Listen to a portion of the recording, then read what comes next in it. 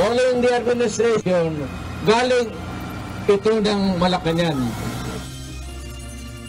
Dating Pangulong Rodrigo Duterte naniniwalang Malacanang ang nasa likod ng pagbawi sa permit ng kanilang rally sa Dumaguete City kagabi. So bubuhin uli natin at formalize uli natin ang UNITEAM. UNITEAM planong buuin muli ni Pangulong Ferdinand Marcos Jr. para sa 2025 midterm elections. Of course, ang in-expect po natin, talagang we need to get all the firearms and we will, dapat si Pastor Caboy will also surrender. Meron tayong batas pinatutupad po.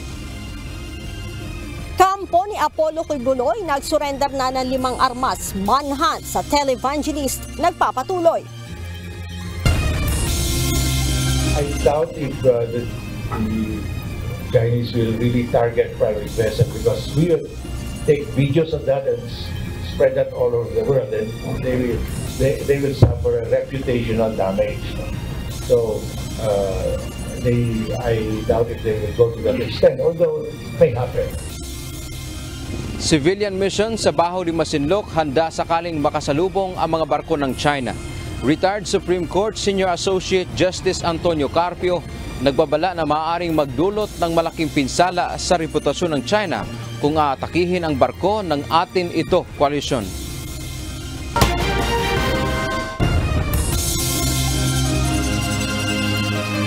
Magandang hapon Pilipinas at sa buong mundo. Una sa ating mga balita.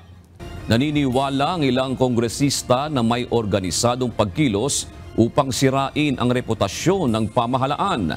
Kasunod ito ng paghahayag ni dating Senador Antonio Trillanes IV ng umano'y bagong hakbang upang pabagsakin ang administrasyon ni Pangulong Ferdinand Marcos Jr.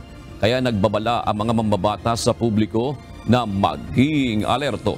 Nanawagan din ang mga ito sa Senado na pangalagaan ang reputasyon ng institusyon sa gitna ng questionableng pagdinig sa PIDEA leaks documents na bahagi rin umano ng pagpapabagsak kay PBBM.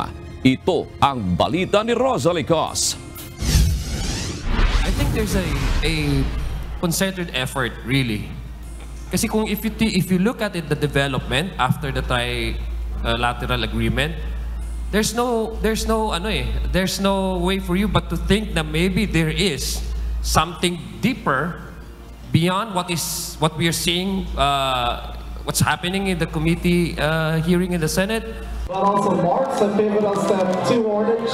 Sa araw na inilunsad ang isang bagong alyansa kung saan nagsanib puwersa na ang partido ni House Speaker Martin Romualdez na Lakas Christian Muslim Democrats o Lakas CMD at Partido Federal ng Pilipinas o PFP ni Pangulong Ferdinand Marcos Jr.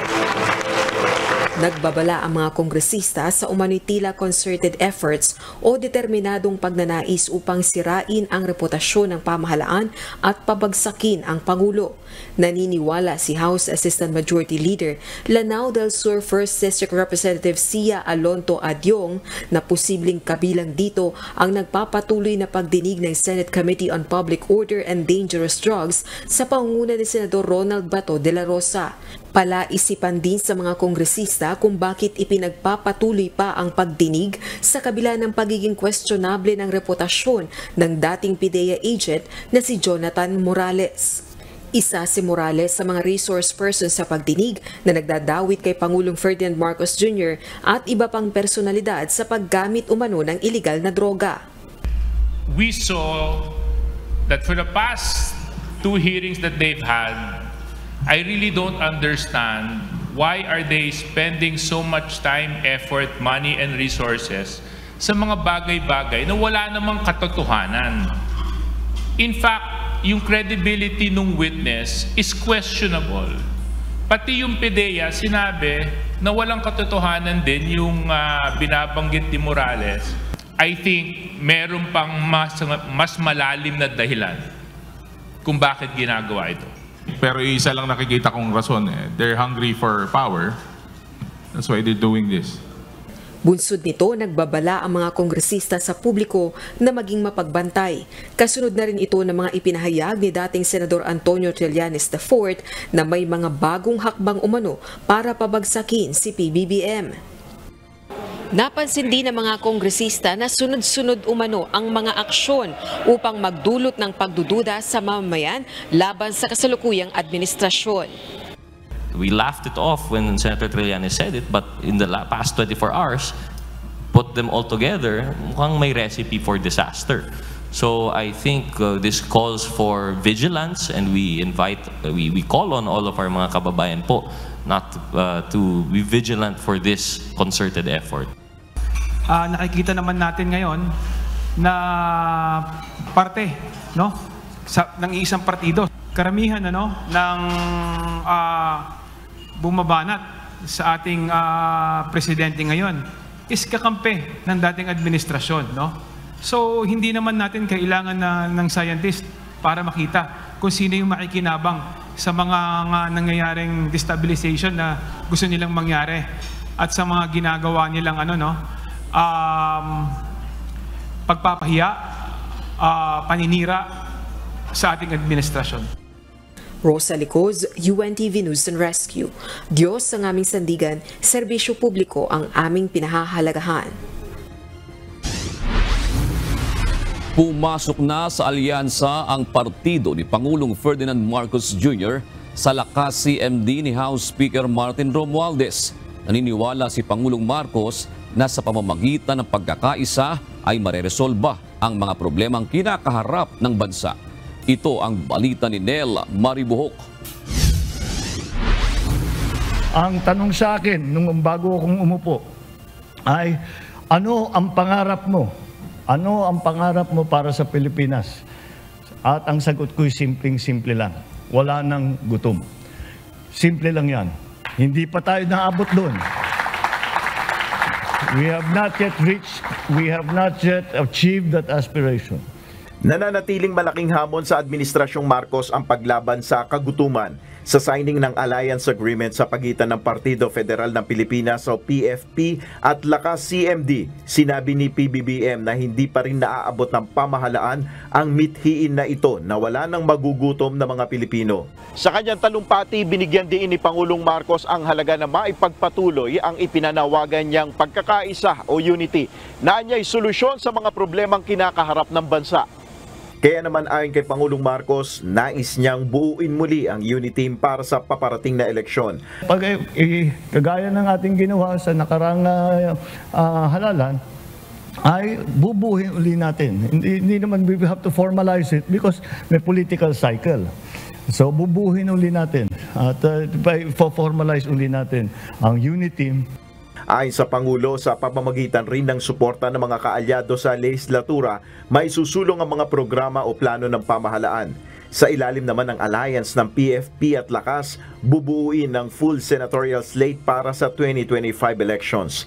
Ayon kay PFP President Governor Reynaldo Tamayo Jr., ang nabuong alyansa ang susuporta sa adhikain ng Marcos administration.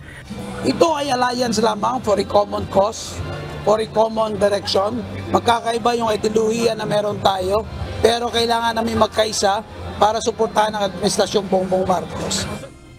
Ayon kay House Speaker Martin Romualdez, posible rin na may iba pang national political party na sumama sa alyansa sa partido ni Pangulong Marcos.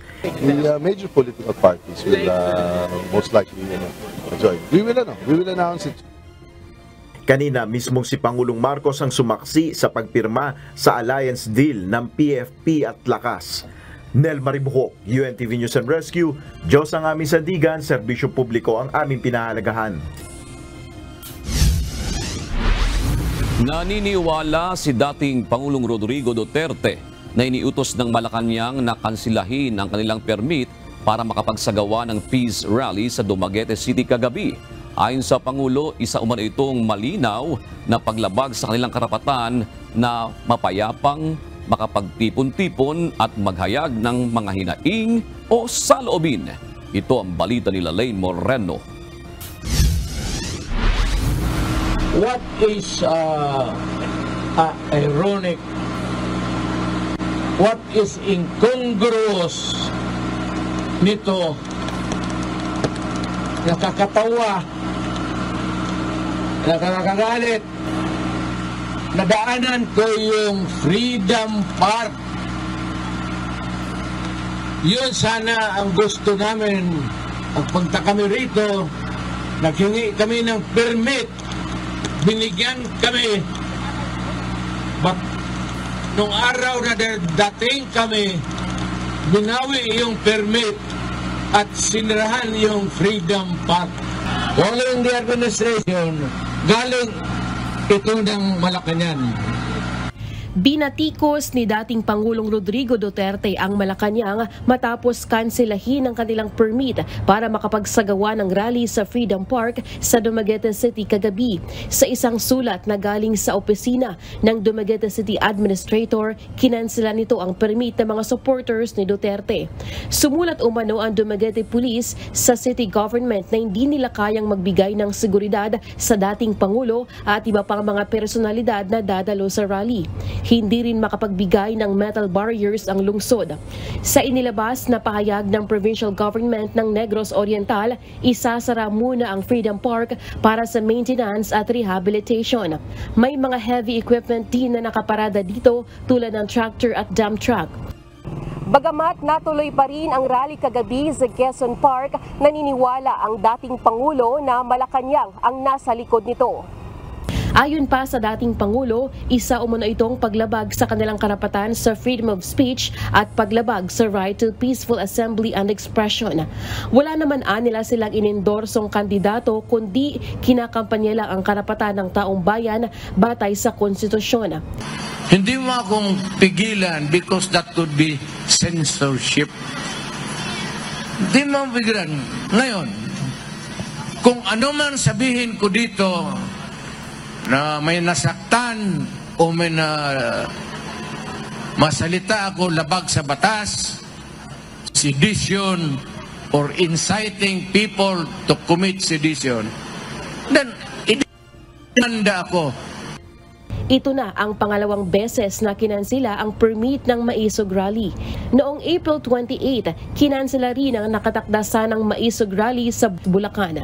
Lalaine Moreno, UNTV News and Rescue. Diyos ang aming sandigan, serbisyo publiko ang aming pinahahalagahan. Inihahanda na ng Department of Justice ang isang briefer para sa mga aksyong legal na maaaring gamitin ng Pangulo. Kaugnay ito sa issue ng paglalabas ng arrest warrant gaya ng kay dating Pangulong Rodrigo Duterte na inaasahang manggagaling sa International Criminal Court o ICC. Ayon kay DOJ spokesperson Assistant Secretary Mico Clavano, ang briefer ay isang objective analysis sa magiging bentahe at disadvantage ng bawat legal option na papasukin ng pamahalaan. Isinuko na ng kampo ni Apollo Kibuloy ang ilan sa mga pag-aaring baril nito. Gayunman, umaasa ang pambansang pulisya na isuko din ng mga ito ang natitirang 14 pang-armas ng religious leader. Ito ang balita ni Leia Ilagan. It was surrendered to our regional civil security unit po ng PRO 11 po. Davao po. This morning po, implemented po yung ng notice po natin to surrender firearms and they gave it po ng umaga po. 5 baril ni Apollo Kibuloy ang dinala na sa Regional Civil Security Unit ng Police Regional Office 11. Ayon kay Philippine National Police Chief, Police General Romel Francisco Marbil, kabilang sa isinuko ay isang long firearm at 4 na short firearms. Umaasa ang PNP na isusuko lahat ng religious leader ang 14 pang natitirang baril na nasa kanyang posesyon.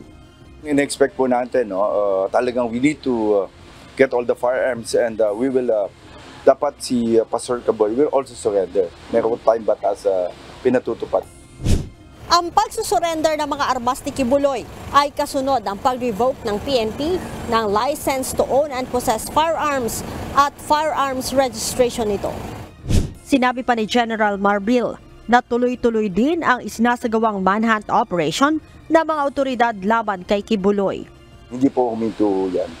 And we will show you talagang the PNP and all law enforcement including the NBI, tuloy-tuloy po yung effort namin to locate po dun si Pastor Kibuloy.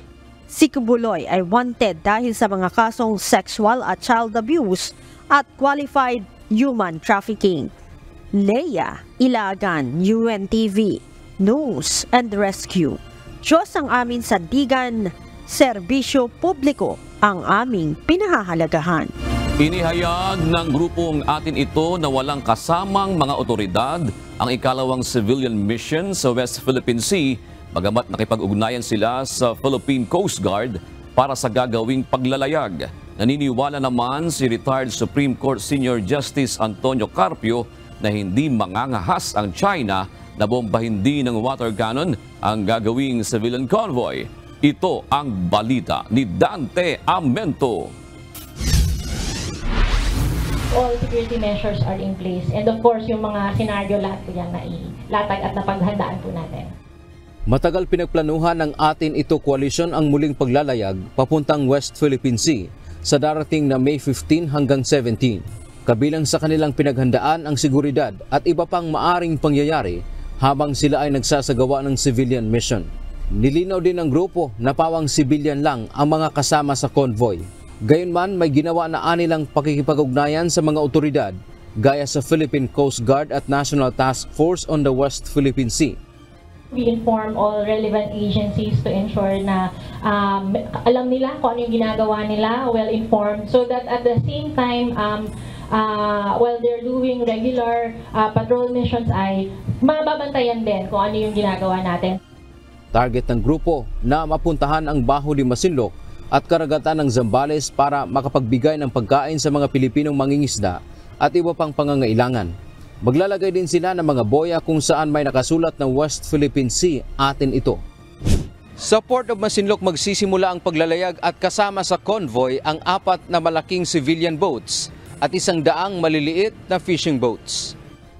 Tinatayang aabot din sa 204 na po ang mga sasama na may mga bisitang dayuhan, kawani ng media, youth leaders at iba pa. Hindi kami magpapawater cannon. Definitely not, no?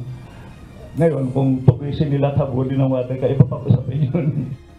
Tiwala naman si retired Supreme Court Senior Associate Justice Antonio Carpio na hindi bobombahin ng Chinese Coast Guard ng water cannon ang civilian convoy. Kapag ginawaan niya ito ng China, ay masisira sila sa international community. Dagdag pa nito, may freedom of navigation sa West Philippine Sea kasama na ang mga sibilyan. I doubt if the Chinese will really target private vessels because we will take videos of that and spread that all over the world, and they will suffer a reputational damage.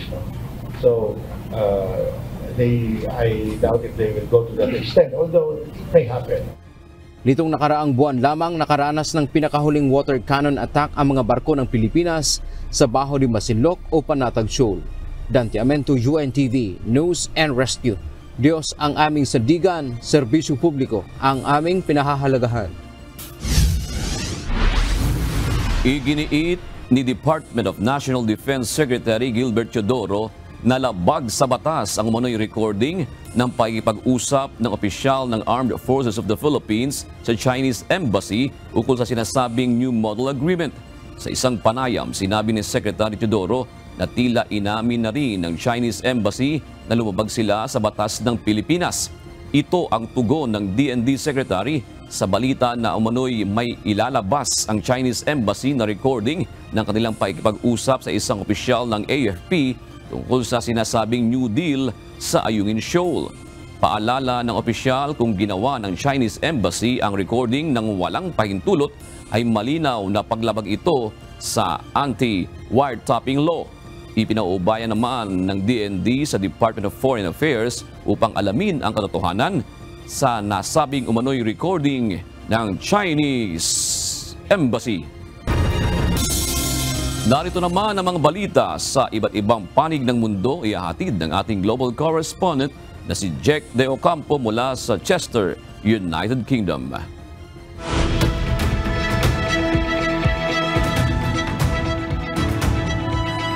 Ititigil na ng kumpanyang AstraZeneca ang pag-supply ng COVID vaccine na Vaxzevria sa buong mundo. Hindi na maaaring gamitin ang nasabing bakuna sa Europa simula kahapon, May 7. Una nang inamin ng kumpanya na ang kanilang bakuna ay maaaring mag-trigger ng isang rare side effect na tinatawag na thrombosis with thrombocytopenia syndrome na maaaring magdulot ng blood clots at pagbaba ng platelet counts. Ngunit binigyan diin ng AstraZeneca na hindi ito ang dahilan ng voluntary withdrawal ng kanilang marketing authorization, kundi ang pagbaba ng demand sa kanilang bakuna dahil sa dumaraming supply ng mas updated na COVID-19 vaccine sa merkado. Mula pa noong 2021 ay hindi na ginagamit sa United Kingdom ang Oxford AstraZeneca vaccine. Napigilan ng Ukrainian Security Service ang umano'y plano ng Russia na ipapatay si President Volodymyr Zelensky at iba pang high-ranking officials ng pamahalaan. Kasunod ito ng pagkakadakip ng dalawang Ukrainian Government Protection Colonels. Ayon sa SBU, bahagi ang dalawa ng network of agents na kabilang sa Russian State Security Service. Trabaho mano ng dalawa na maghanap ng mga papatay kay President Zelensky. Hindi nalingid sa kaalaman na target ng Russia ang Pangulo ng Ukraine mula nang girahin ito noong 2022. Ngunit namumukod tangi itong bagong plano dahil involved o sangkot umano ang ilang colonels na ang trabaho dapat ay panatilihing ligtas ang pamahalaan. Naghain ng reklamo sa US Federal Court ang TikTok at Chinese parent company nitong ByteDance upang mahadlangan ng isang batas na nilagdaan ni President Joe Biden. Layo ng batas na maipagbenta ang short video app na ginagamit ng 170 million Americans o ipagbawal ang paggamit nito. Ayon sa kumpanya, nilalabag ng batas ang US Constitution kabilang na ang First Amendment Free Speech Protections. Mayroon na lamang hanggang January 19, 2025 ang ByteDance upang ipagbili ang TikTok o maharap sa isang ban. Gagawin ng Al Jazeera ang lahat ng posibleng legal na aksyon upang questionin ang ban ng Israel sa operasyon nito sa bansa. Ipinatigil ang broadcast ng Qatar-based station sa Israel matapos na bumoto ang pamahalaan ni Prime Minister Benjamin Netanyahu upang ipatigil ang operasyon nito at coverage sa Gaza War. Batay sa Israel, 45 araw na valid ang order at posibleng mapalawig. Kinumpiska ang equipment ng stasyon at binawi rin ang accreditation ng news teams.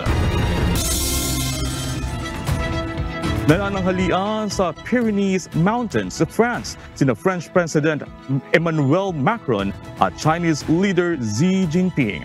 Iginiit ng French leader sa Chinese counterpart na huwag suportahan ang giyera ng Russia sa Ukraine at tagapin ang patas na kalakalan. Naging magalang ang paghaharap ng dalawang leader. Winelcome ni Macron si Xi sa isang mountain restaurant upang makapag-usap sa iba't ibang issue habang nag-e-enjoy sa local delicacies. Ito ang unang pagbisita sa Europe ni Xi simula taong 2019. At yan ang mga balita mula sa iba't ibang panig ng mundo. Mula dito sa Chester, United Kingdom. Ako si Jeff De Ocampo, magandang gabi. Patuloy na bibiyahe ang ilang mga jeepney driver na hindi pumasok sa consolidation kahit pa magkahulihan na sa kalsada at pwedeng ma-impound ang kanilang mga ipinapasada.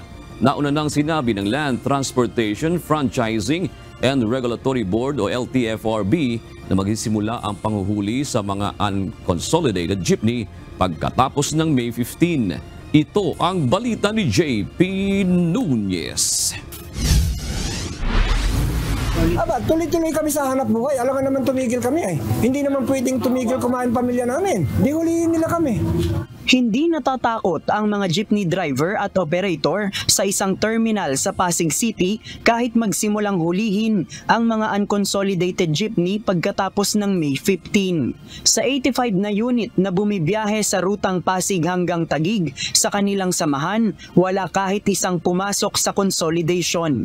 Kahit pa nagkaroon ng deadline noong April 30, nananatili ang mga operator sa kanilang prinsipyo na tutulan ang Public Transport Modernization Program.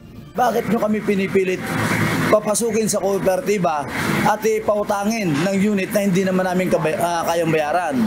At ang unang-una pa, once na umutang ang kooperatiba, wala sa pangalan ko o wala sa pangalan ng driver o operator ang mga unit na inuutang. Ayon sa chairman ng kanilang samahan, hindi pwedeng bawiin sa kanila ang kanilang mga prangkisa sa pamamagitan lamang ng department order dahil batas ng Pilipinas ang nagbibigay nito. Wala silang karapatan para i-impound yung sasakyan ko sapagkat wala silang karapatan para isuspindi i-revoke ang aming prangkisa. Sa ngayon, wala pang natatanggap na show cause order ang mga operator na kabilang sa kanilang samahan. Para sa mga pasahero na sumasakay sa rutang kanilang dinadaanan, inaasahan na nilang mahihirapan silang sumakay oras na simulang hulihin ang mga tradisyonal na jeep na hindi nag-consolidate. Mahirapan sigurado sa pag-uwi at pagpasok trabaho. Kumbaga dito, doon medyo matagal kasi nagpupuno, pero sigurado na makakasakay ka kaysa makipag-agawang ka. Mahihirapan po, tsaka siguro sa pera po. Mas mahal po kasi pamasahe pag walang jeep. Ayon sa LTFRB, nasa 80% ang consolidation rate pagkatapos ng deadline. Ang mga tradisyonal na jeep na hindi pumasok sa consolidation ay iisyuhan ng show cause order hanggang May 15. Pagkatapos ng grace period na ito, magsisimula ng manghuli ang LTFRB para mag-impound ng mga kolorong vehicle. JP Nunez, UNTV, News and Rescue. Diyos ang aming sandigan, serbisyo publiko ang aming pinahahalagahan.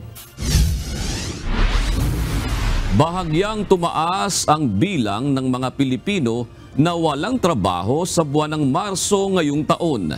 Base sa latest report ng Philippine Statistics Authority o PSA, sinasabing ang epekto ng El Niño phenomenon at problema sa African swine fever ang ilan sa mga dahilan kung bakit may mga nawala ng trabaho noong Marso. Ito ang balita ni Joanne Nano.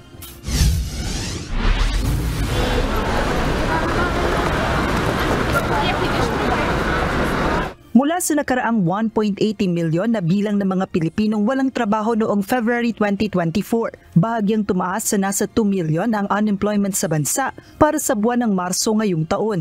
Base sa latest report ng Philippine Statistics Authority, naitala sa 3.9% ang unemployment rate sa bansa para sa March 2024, na bahagyang mataas kumpara sa 3.5% na record noong Pebrero. Gayunman, mas mababa pa rin ito kung ihahambing sa 4.7% na unemployment rate sa kaparehong panahon noong nakaraang taon. Paliwanag ni National Statistician PSA Undersecretary Dennis Mapa, ilan sa mga pangunahing dahilan ng pagtaas ng bilang ng mga walang trabaho ay bunsod ng epekto ng El Niño o matinding init ng panahon. Isa sa malaking na apektuhan in terms of employment ay yung agriculture sector. Kasama na rin yung fisheries. Dito sa month-on-month natin, ang agriculture and forestry ay nagkaroon ng pagbaba sa bawas ng employed persons na about 318,000. At ito ay talagang related to planting, harvesting, growing. And so yes, they were affected by the El Niño. Bukod sa El Niño, sinasabing marami rin ang nawalan ng trabaho dahil sa epekto ng African swine fever kung saan maraming hog raisers ang nalugi. Sa hog farming, may pagbaba tayo dyan na 202,000 and ito yung continuous yung problem ng ASF. So may mga probinsya na nagkaroon ng incidents of ASF kaya nagkaroon ng reduction sa production nila. Of course, pag may reduction ka sa production, normally, re-reduce din yung number of workers na hina-hire. Maging sa industriya ng construction, may nakita ring pagbaba sa unemployment ang PSA, kung saan nasa 240,000 ang mga nawalan ng trabaho. Kabilang na rito ang construction workers at electrical installers. Samantala, bumaba naman sa 5.39 million ang bilang ng underemployment o yung mga naghahanap ng karagdagang oras o ekstrang trabaho, habang naitala naman sa 49.15 million ang bilang ng mga Pilipinong may trabaho para sa March 2024. Nangako naman ng National Economic Development Authority o NEDA na patuloy ang Marcos administration sa pagbubukas ng mga oportunidad upang makalikha ng mas maraming trabaho para sa mga Pilipino. Johan Nalo, UNTV News and Rescue. Diyos ang aming sandigan, serbisyo publiko ang aming pinahahalagahan. Lumabas na ang resulta ng paraffin test sa 2 pulis na kabilang sa 5 sospek sa pamamaril kay Captain Roland Moralde sa Parang Maguindanao noong May 2, 2024. Ayon kay Philippine National Police Chief Police General Romel Francisco Marbil, nagpositibo sa paraffin test ang 2 pulis na may ranggong Police Master Sergeant. Ito ang balita ni Leia Iragan. Yes po, they are positive po at positive po sa paraffin test po yung 2 pulis na na-involve po. Nasuburrender po sa amin. Kumpirmado nagpaputok ng baril ang 2 pulis sa 5 suspect sa pamamaril kay Police Captain Roland Moralde sa Parang Maguindanao noong May 2. Ayon kay Philippine National Police Chief Police General Romel Francisco Marbil, nagpositibo ang 2 sa isinagawang paraffin test. Kaya naman, tiniyak ni Chief PNP na matatanggal ang mga ito sa serbisyo. Ano mo, anything na nangyari po sa atin that they will be discharged. Remember, yung police na binaril nila, they are in uniform and doing in the police duty po. And they know, kahit ano mangyari, kaya tama o mali yung police natin, they have to respect the people in uniform. Kanina, binisita din ni Department of Interior and Local Government Secretary Benhar Avalos at General Marbil ang burol ng mga labi ni Moralde sa Campo Crame. Bukod sa medalya ng kadakilaan, binigyan din ng posthumous promotion si Moralde. Nag-abot din ng tulong pinansyal si Secretary Avalos mula sa President's Special Fund para sa pamilya ni Moralde. Right now po, ang meron pong binigay po coming from the Special President's Fund na allotted po na binigay po din sa moral and welfare po natin. It was given by our SILG para doon sa family. Meron po tayong PSMBFI and other po na nakalakit po doon sa kanyang mga benepisyo po.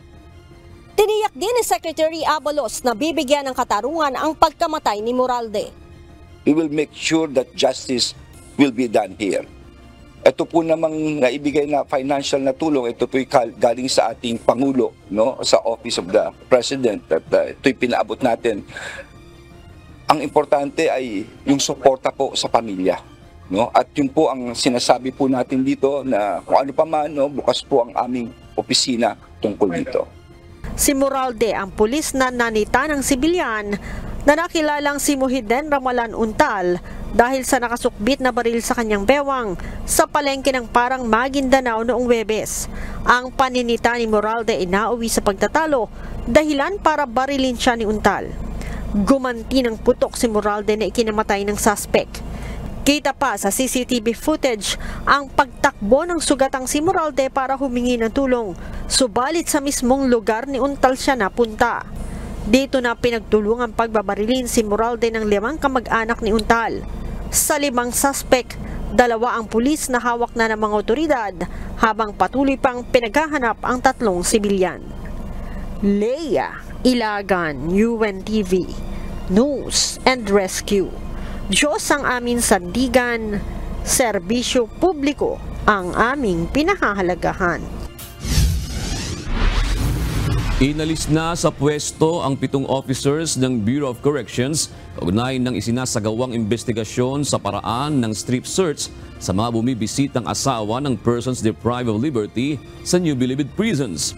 Ang naturang kautusan na nilagdaan ni Acting New Bilibid Prisons Superintendent Ruben Formoso ay nilabas matapos magreklamo ang ilang asawa ng PDLs at political prisoners sa Commission on Human Rights sa naranasan umanong strip search sa Maximum Security Compound.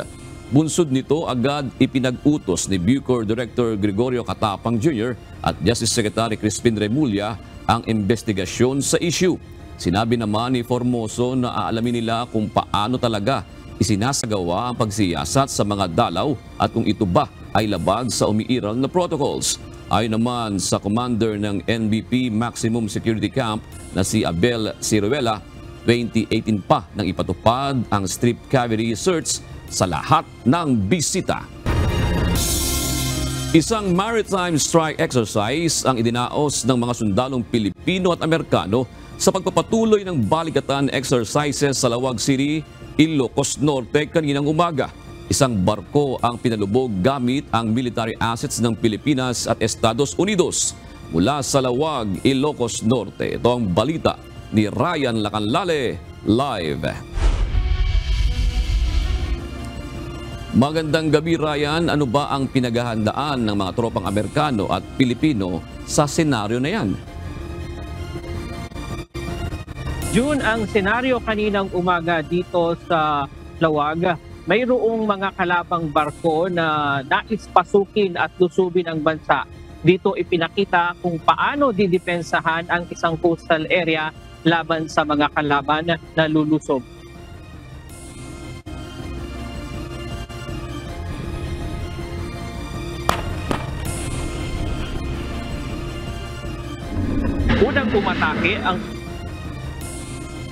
Unang umatake ang fast attack interdiction ng Philippine Navy agad. Tinamaan ang target na kunwari ay kalabang barko.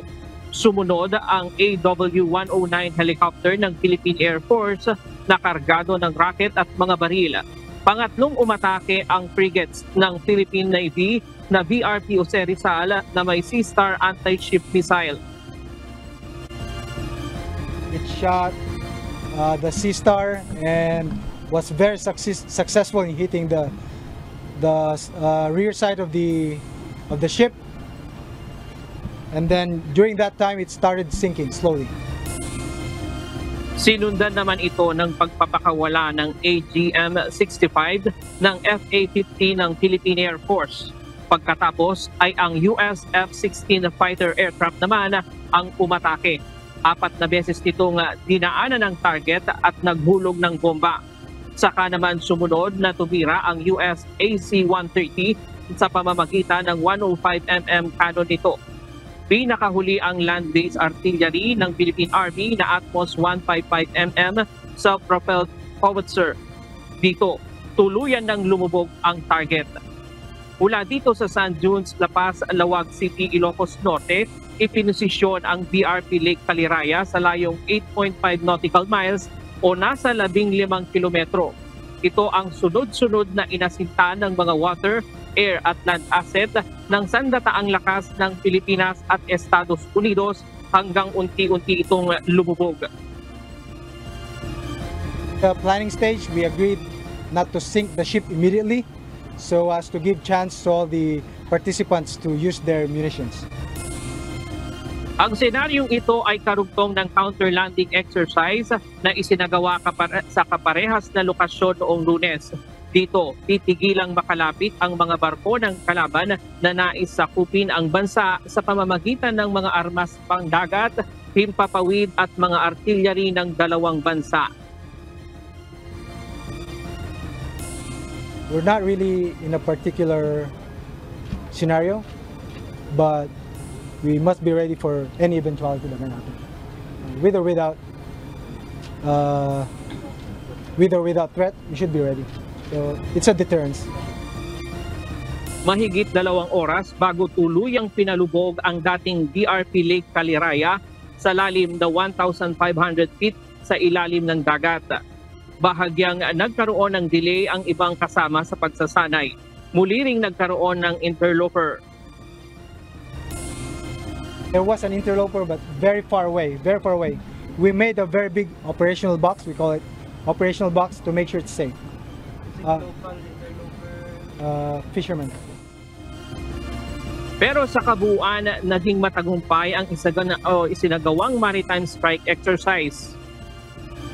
I think you got to assess it as extremely lethal, both from an aerial perspective and from a ground perspective. The ability of both the U.S. And the Filipino, Army and Air Force to work together to achieve this is extremely lethal. So it's a great step forward for everybody. Samantala, June, kinumpirma ng Armed Forces of the Philippines ngayong araw na kasalukuyang nakalib ang hepe ng Western Command na si Vice Admiral Alberto Carlos. Personal reasons yung application na ng leave. So, let us just respect for kung ano yung reason niya for filing for his leave. Si Rear Admiral Alfonso Torres ang pansamantalang mamumuno sa Westcom habang nakalip si Carlos. Ayon sa AFP, hindi pwedeng magkaroon ng vacuum sa liderato lalo na mahalaga ang posisyon ngayon ng Western Command. Naglip si Carlos pagkatapos ipahayag ng China na nagkaroon ng New Models Agreement ang Western Command tungkol sa pamamahala sa Ayungin Incheon.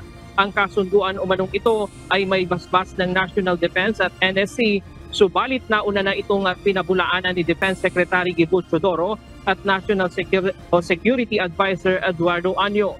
Sa inilabas na order ng AFP, acting lamang ang nakalagay na posisyon ni Rear Admiral Alfonso Torres. Dalawa ang hahawakang posisyon ngayon ni Rear Admiral Alfonso Torres bilang commander ng Western Command at Navy Educational Command sa Zambales na kasalukuyan niyang hawak. Sa ngayon, June, ay wala ng mga aktibidad dito sa Ilocos Norte. Maging dyan sa Palawan ay natapos na rin yung mga aktibidad ng balikatan at inaasahan na sa darating na Biyernes at opisyal nang tatapusin itong balikatan 39-2024. At yan muna ang latest mula dito sa Lawag City. Balik sa iyo, June. Ryan, bakit ganong kadaming military asset ang ginamit upang mapalubog ang isang barko? June, yung senaryo, nagre-represent lamang yung BRT Lake Caliraya doon sa mothership. Ang senaryo kasi dito, marami siyang mga kasamang barko, kaya hindi muna pinalubog. Unti-unti siyang pinalubog. Ang tinitira nila o binabaril nila yung mga kalaban o na nakasama nitong mothership na ito. Kaya tumagal ng ganun oras at ipinakita kung papaano nga didepensahan sa iba't ibang paraan ng Army kung anong meron tayong asset kaya hanggang mapalubog itong barko na ito. Pag nasabi ba doon kanina kung gaano nakahanda ang dalawang armed forces, ang US at ang Philippine Armed Forces, kung sakali mang may mga ganitong landing ng kalaban, Ryan? June, ayon sa mga nakausap natin kanina na mga talking heads, malaking tulong ito sa kanila. Bagamat ang sandataang lakas kasi ng Pilipinas ay nag-ship pa lang ngayon mula doon sa internal papunta sa external defense. Kaya hindi pa tayo bihasa pagdating dito dahil ngayon pa lamang tayo nagsasanay sa mga ganito. At sabi nila malaking tulong ang mga ganitong pagsasanay para sa kanila para ipagtanggol ang ating bansa. Bukod sa, sabi mo nga, matapos na sa Biyernes ang balikatan exercises, meron pa bang mga susunod na mga pagsasanay bukod dito sa sinasabing balikatan nga ito na isa pang malaking pagsasanay para, sabi mo nga, hindi pa tayo sanay sa ganyang, senaryo, Ryan?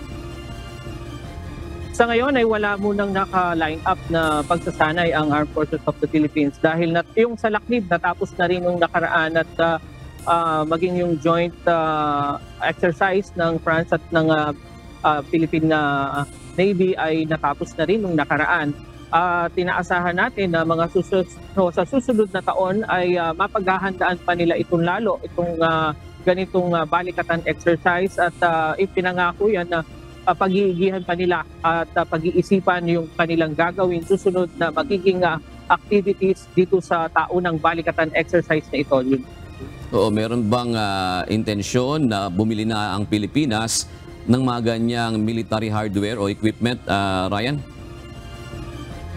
Yun na una nang sinabi ng AFP na yung ibang mga kagamitan ay nandun na sa AFP Modernization Program. Pero hindi naman kasi agad-agad ay mabibili itong mga ganitong mga kagamitan na ginagamit ng ibang bansa dahil syempre limitado naman yung ating mga pondo. Pero nakalatag na rin yan doon sa kanilang mga modernization program ng sandataang lakas ng ating bansa. Alright, maraming salamat, Ryan Lacanlale.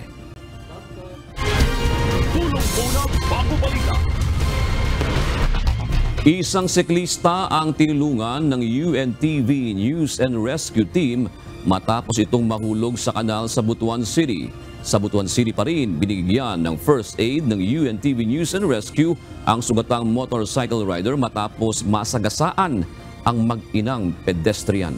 Ito ang balita ni Leslie Widom. Ride of sa UNTV.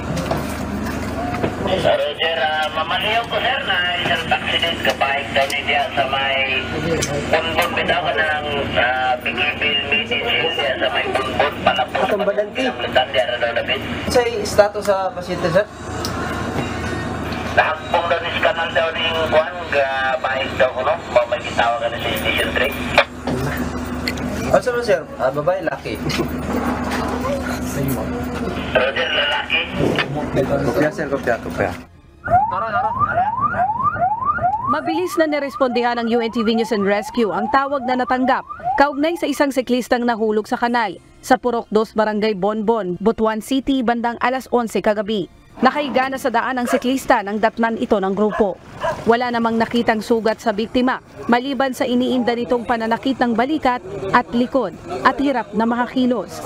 Agad binigyan ng pangunang lunas ng grupo ang pasyente na nakilalang si Jay Maraganyas, 50 years old. Kasi ikaw ba na ni sir?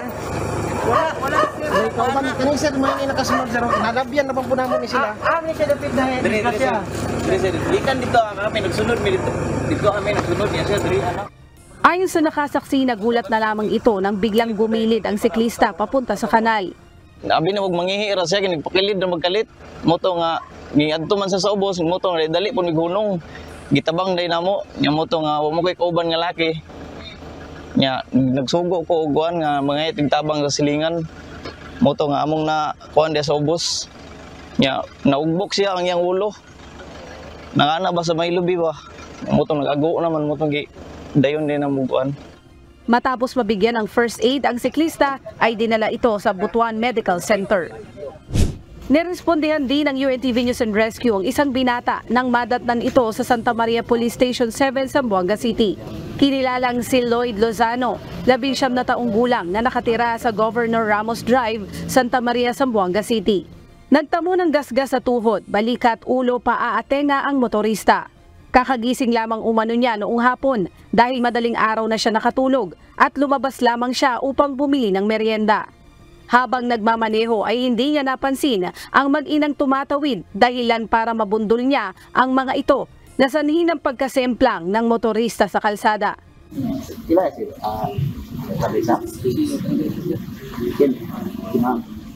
Ito man yung motor. Madrugada ay dormir, desperte yung malas stress siya. Matapos mabigyan ng pangunang lunas ay tumanggi naman ito magpadala pa sa ospital. Leslie Widem, UNTV News and Rescue. Diyos ang aming sandigan, serbisyo publiko ang aming pinahalagahan.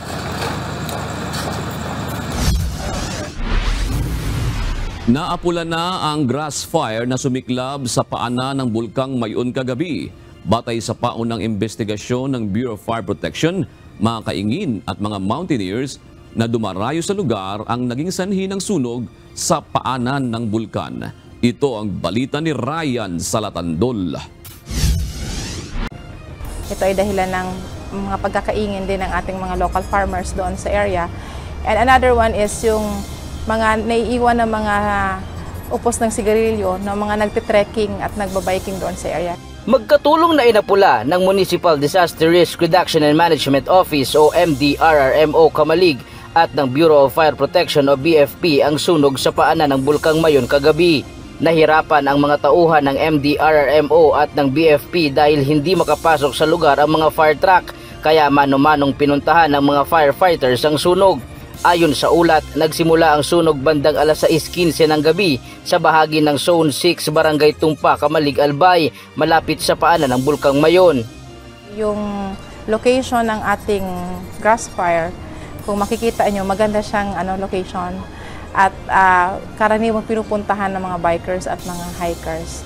So base kanina sa pagpunta namin, may mga nakita kami mga indications na may mga taong pumupunta. Ang apektadong lugar ay kilala sa tawag na Kugon na isang isolated area at walang naninirahan. Malapit ito sa 7 km permanent danger zone at 6 km permanent danger zone ng Bulkang Mayon. Bandang alas 2:00 ng umaga kanina ay idiniklara ng fire out ang naturang sunog. Pangalawang beses na ito na nagkaroon ng sunog sa paanan ng Bulkang Mayon. 2 araw ang nakalipas, nagkaroon din ng grass fire sa bahagi ng Barangay Suwa sa Malinaw, Albay. Samantala, ayon sa damage report ng BFP, tanging mga cogon grass at ilang mga puno ng niyog lamang ang natupok ng apoy. Ang mga affected naman na nasunog ay mga cogon grass lang naman. So, as to damage, sa aming perspektibo, wala naman siyang value. Patuloy naman na sinusukat ng Department of Environment and Natural Resources o DENR ang lawak ng sunog sa paanan ng Bulkang Mayon. Ryan Salatandol, UNTV, News and Rescue. Diyos ang aming sandigan, serbisyo publiko ang aming pinahahalagahan. Heads up po para sa mga big bike rider na mahilig din sa adventure at charity. Aarangkada na ang Manibela Challenge kung saan aabot hanggang 2 milyong piso ang kabuang premyo ang maaring mapanalunan. Ito ang balita ni Brian Evangelista.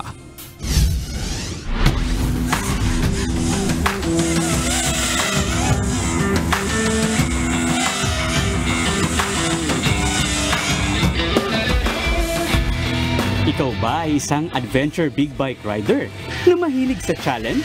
Gear up na at sumali sa pinakabagong charity event ng UNTV, ang Manibela Challenge. Ito ay isang time trial motorcycle obstacle course challenge na may kaakibat na pagkakawang gawa. Ang Manibela Challenge ay may 3 kategory. Ang team category, individual male at individual female category. Paano nga ba sumali? Bumuo lamang ng isang grupo na may 10 miyembro. Kinakailangan na 1,000cc adventure big bike pataas ang gamit ng mga miyembro sa team category. 400cc hanggang 900cc naman ang kailangan para makasali sa individual male at female category. 10,000 pesos lamang ang registration fee para sa individual male non-member o walang kagrupo. Habang libre naman ang registration fee ng mga kasali sa team category at individual female category. Maaari ding sumali ng libre sa individual category ang mga kabilang sa team category gamit ang 400cc hanggang 900cc adventure bikes. Iscan lamang ang QR code na nakikita sa inyong screen at mag-fill out sa form. 200,000 pesos ang mapapanalunan ng first placer sa individual male at female category. 150,000 pesos para sa second placer at 100,000 naman para sa third placer. Mananalo naman ng 200,000 ang third placer sa team category. 300,000 pesos para sa second placer, habang 500,000 pesos ang maiuuwi ng first placer sa team category. At dahil ito ay isang challenge with charity, mapupunta sa mapipiling charity organizations ng winning teams sa team category ang 100% ng kanilang cash prizes. Magkakaroon ng obstacle orientation sa KDR Adventure Camp sa darating na May 12, 2024 at maaari na lamang mag-register hanggang May 8, 2024. Kaya ano pa ang inaantay nyo mga kamanibela? Mag-register na sa Manibela Challenge with Charity. Brian Evangelista, UNTV, News and Rescue. Diyos ang aming sandigan, serbisyo publiko ang aming pinahalagahan.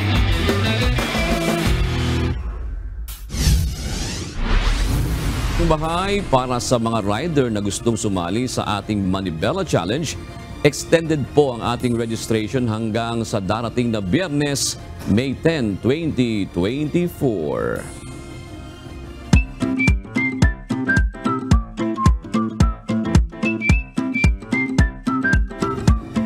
Narito naman po ang ating mga kausing ang araw po ng Miyerkules. Salamat at shoutout po kina Orlando Acobas 7, si Ami Bustamante Pre, at Johnny Abona, at si Gina Habinar 556. Kayo din po kay Ray Velasco at salamat din po kay Dayan Bernal. Narito po ang salita ng Diyos na ating sandigan mula sa aklat ng mga kawikaan 11 at 19 na nagsasabi, siyang matatag sa katwiran ay magtatamo ng buhay at siyang humahabol ng kasamaan ay sa kanyang sariling ikamamatay.